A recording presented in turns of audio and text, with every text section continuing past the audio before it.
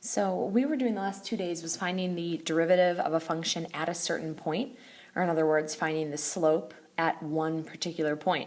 What we're going to be doing today is coming up with an actual derivative function, one that represents the slope at any point. So when we do this, what we'll come up with is a function, an equation, that represents the slope at any point, so you could just plug in a particular value of x once you come up with this function. So we've seen the formula for the derivative before, but this time we are doing with respect to any variable x instead of one particular value of x equals a. So it's the same sort of setup here. Remember, f prime represents the derivative, but this time it's f prime of x, one particular value of x that we haven't yet plugged in. So we've got the limit as h approaches 0, because remember at the very end of this, at the 4-step process, we take the limit as h approaches 0 because we want to shrink that interval down to nothing. And then we've got f of x plus h minus f of x over h. So notice it's almost identical to the formula that we've been using for the last 2 days. The only difference is we've got an x instead of an a. X will stay a variable where a gets replaced with a constant, which is one particular value of x. And then again it says provided that the limit exists. We'll be talking in the next couple days about when the limit doesn't exist and what that looks like and what happens in those cases. So since the domain of f prime may be smaller than the domain of f, or in other words, even if you're looking at a normal function f, it might be, it might exist everywhere, it might be continuous everywhere, but every point might not necessarily have a derivative. So if the derivative exists, we say that f is differentiable.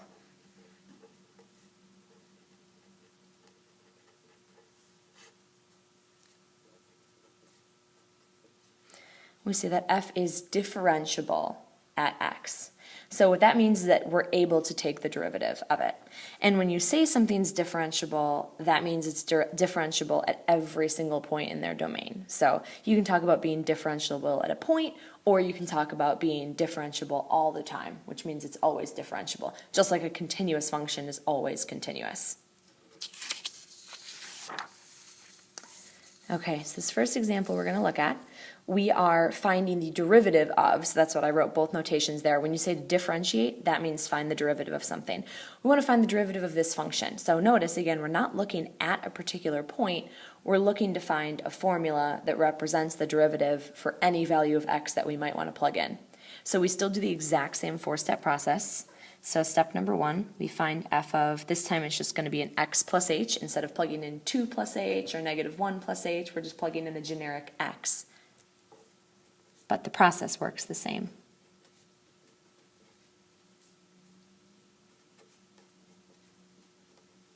Oops, saw that 4, sorry. Okay, so we simplify this up. So this is going to be 2, and then we FOIL this out, and we get x squared plus 2xh plus h squared. Distribute the negative 3, and then we've got plus 4. Oops. Okay, so we simplify this up one more time. So we are going to end up with a 2x squared, a 4xh, a 2h squared, and then none of these terms have changed. So we have, 6 different terms here? None of them are like terms, and none of them can be combined up. So the next thing we do is we take this crazy thing that we just got from step 1,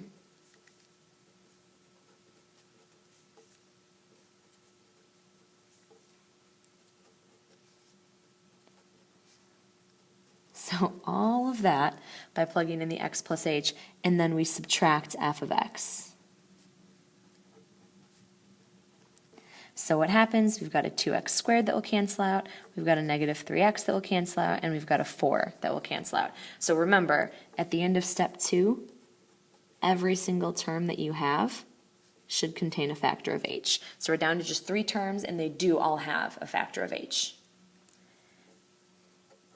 Step 3 is to take what we left off with in step 2, where everything had a factor of h, and we are supposed to divide it by h. And that way, when we leave off with everything having a factor of h in step 2, once we divide by h, we'll knock off all those factors of h and it'll simplify down really nicely. So this ends up with a 4x plus 2h minus 3. So again, remember what this represents. This represents the slope of the secant line between x and x plus h. But we're not looking for a secant line, we're hoping to get a tangent line. So instead of going from x to x plus h, we just want the derivative at x. So we're hoping that the h will just shrink down to 0. So that's always the last step, is we take the limit of that expression that we just found as h approaches 0. And if we did everything correctly up to this point, we should just be able to directly substitute in a 0 for the h. So we end up with 4x minus 3. So that is the derivative, and I guess we should write f prime of x equals 4x minus 3. So what this means is that if I were to plug in any x value into this function right here, it would tell me what the slope is on this graph. So for example, if I wanted to know the slope of this graph at x equals 1, I just plug in x equals 1 to this function and I get 1. So let me show you. So here's the 2x squared minus 3x plus 4. So if we graph this parabola, looks like this. So again, if I wanted to know the slope at x equals 1, I plug the 1 into my derivative function, I get 1, and you can see at 1, sure, a slope of 1 looks pretty feasible, but if you plug in anything to the left over here, say we plug in like a 0 for instance, if you plug in 0 for x, you get negative 3, and that looks about right. If we look at 0, definitely got a negative slope. Negative 3 looks like it could be about right. So you'll notice the dividing line here is when x equals 3/4. So when x equals 3/4, supposedly the slope is 0, and that's actually this low point on the graph right here. So my slopes go from being negative to 0, and then they're positive after that. And that's because this expression that I'm pointing at, it's negative if you plug in something smaller than 3/4. It's positive if you plug in something bigger than 3/4. So that function, again, represents the slope for any value of x that you could plug in. So we're going to do the exact same thing with this next one. Differentiate this function. We've got 2 of them coming up, actually. So same 4 steps. Step number 1, we want to find g of x plus h. So that is 1 over 1 minus, now make sure you're doing minus x, so we do minus x minus h, because you're supposed to be subtracting this entire quantity. Now this, there's not really anything you can do to simplify, so let's jump right to step 2. We take our expression from step 1, and then we subtract the original function, so 1 over 1 minus x. Now we remember how fun these are. So what we're going to do with these is we need to get a common denominator. So this one you're going to multiply top and bottom by 1 minus x. This one you're going to multiply top and bottom by 1 minus x minus h. And we are going to get a lovely common denominator. So our beautiful, beautiful denominator is the quantity 1 minus x minus h times the quantity 1 minus x. So you'll notice here, I'm just multiplying by 1. So this numerator is just going to be the quantity 1 minus x. And then again here, just multiplying by 1. So this is going to be the quantity 1 minus x minus h. So the 1's will cancel. We'll have 1 minus 1. Those will cancel. We'll have negative x minus negative x. Those will cancel. And then we have nothing left over here minus a negative h. So that ends up being a positive h in the numerator.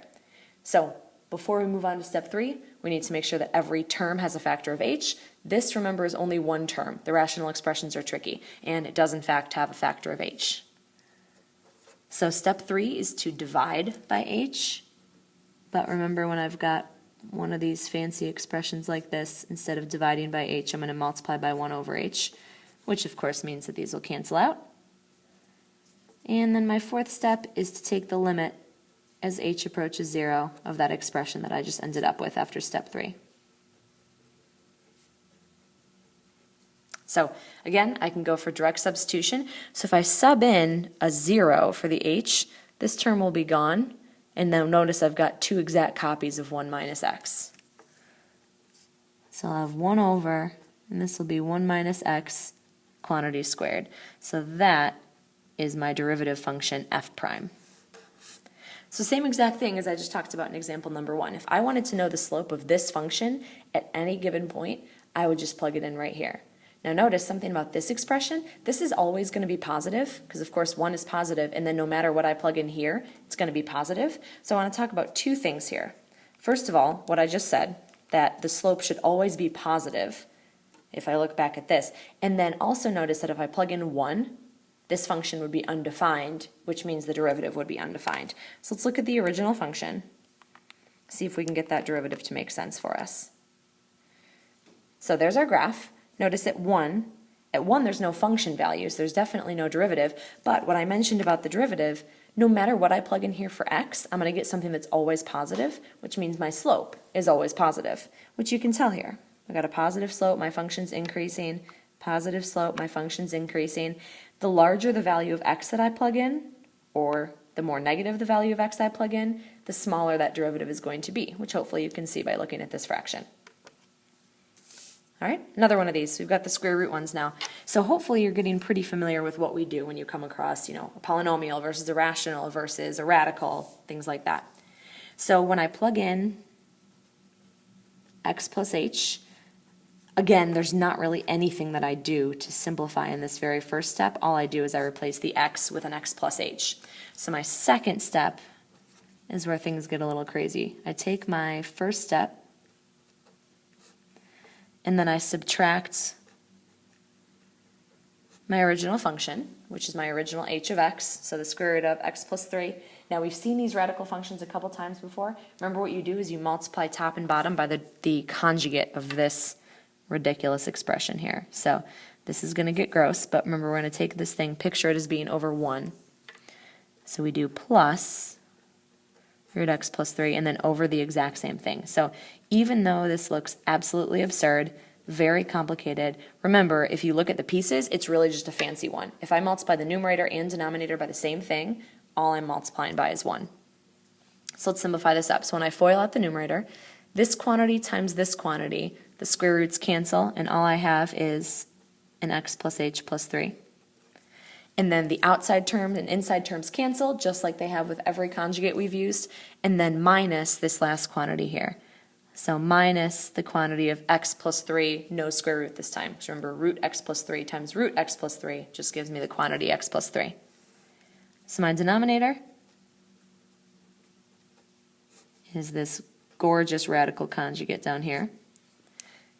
And one last thing to do, we've got the x's, x minus x will cancel out, 3 minus 3 will cancel out, so I'm left with just an h in the numerator. And so I'll say this again, the entire point of doing that was because at the end of step 2, every factor that I have is supposed to have, every term that I have is supposed to have a factor of h. So even though this is a crazy, rational, and radical expression, it's only one term, and it does have a factor of h. So step 3 is to take that beautiful term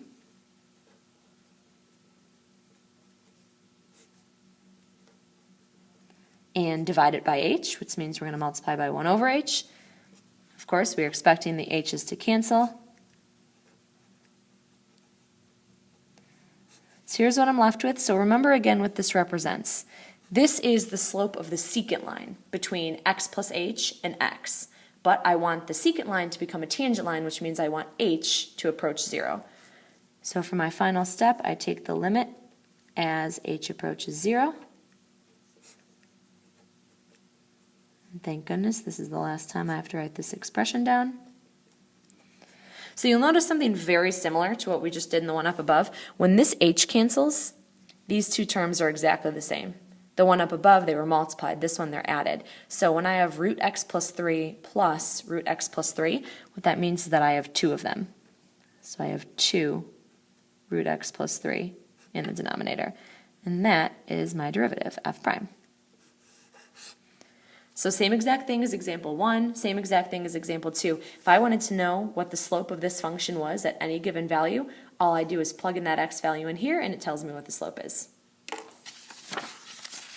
Okay, so some notation. We've talked about f prime. There's a bunch of different ways that we can do notation.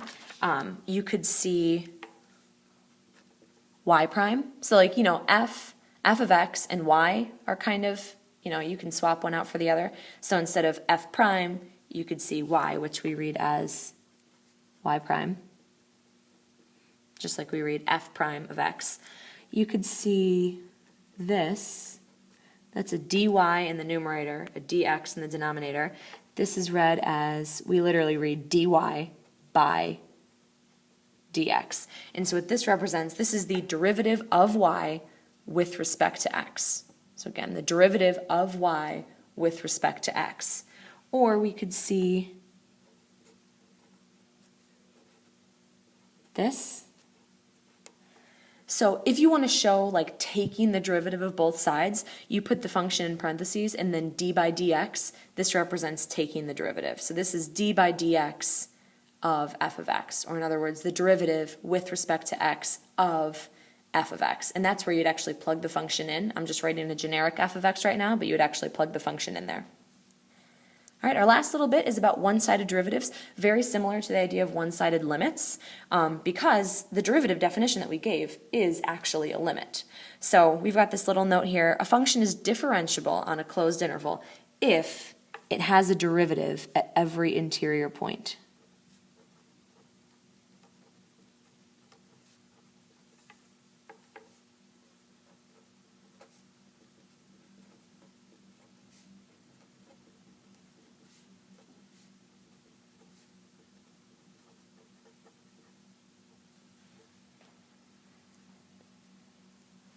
Okay, so again, if it's differentiable if it has a derivative at every interior point on the interval.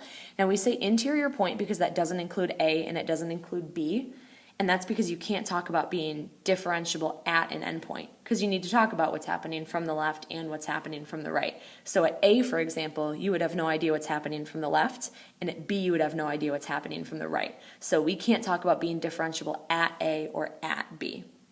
So if these limits exist, we can have a right-hand derivative and a left-hand derivative. So the limit as h approaches 0 from the right, and here we're going to go back to A. This is the right-hand derivative.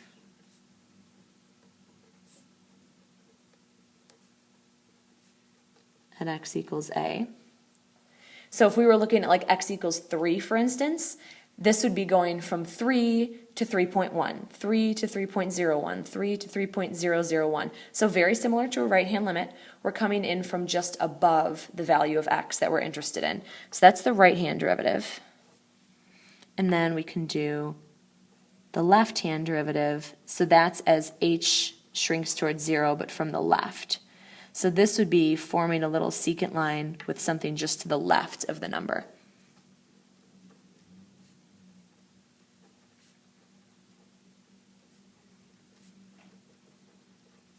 Okay, so again, say we were looking at a equals 3. This would be forming a little secant line from 2.9 to 3, 2.99 to 3. So looking to see what the derivative is approaching as you come in from the left, or looking to see what the derivative does as you come in from the right. So for example 4, we're going to show one example here. So we want to talk about a left-hand derivative and a right-hand derivative, but no overall derivative. So as we come in from the left, we're going to be looking at this piece right here. To the left of 0, it's like negative 0.1, negative 0.01, and then this is the function we're going to check as we come in from the right. So as we go from the left, we're going to use that x squared function. So we're taking the limit as h approaches 0 from the left, and then we can plug in. Let's go just